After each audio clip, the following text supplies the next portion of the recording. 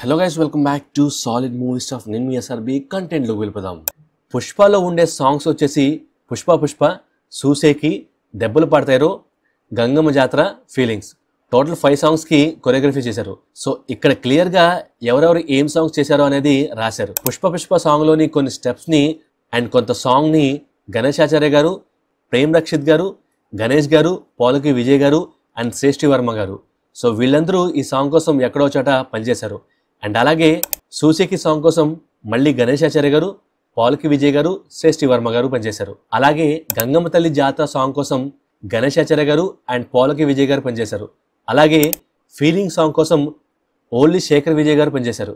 And ఫైనల్గా దెబ్బలు పడతాయి కిసిక్ సాంగ్ కోసం ఓన్లీ గణేశాచార్య గారు పనిచేశారు. అంటే ఆల్మోస్ట్ ఒక సాంగ్కి మోర్ దాన్ 2 మెంబర్స్ పనిచేశారు. ఏదన్నా సాంగ్కి ఒకవేళ అవార్డు వస్తే, లైక్ గంగమ్మ తల్లి జాతర సాంగ్కి వస్తే ఆ క్రెడిట్ ఎవరిది, లేక ఇద్దరికి చెరొక అవార్డు ఇస్తారా అనేది తెలియాలి. బట్ అదే పుష్ప సాంగ్కి వస్తే ఎంతమందికి ఆ క్రెడిట్ ఇస్తారు, అంటే అందరికీ అవార్డ్స్ ఇస్తారా అనేది వెయిటింగ్.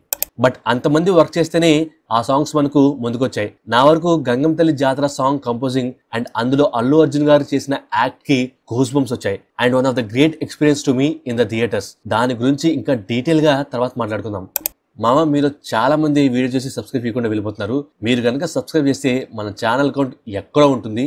అండ్ లైక్ కొడితే మన ఛానల్కి అండ్ వీడియోకి రీచ్ వస్తుంది. ప్లీజ్ డూ సబ్స్క్రైబ్ చేసి బెల్ నోటిఫికేషన్ ఆన్ చేసి రెడీగా ఉండండి గైస్. అండ్ లైక్ కొడితే మోటివేషన్ గట్టిగా పెరుగుతుంది guys. Thank you, love you all.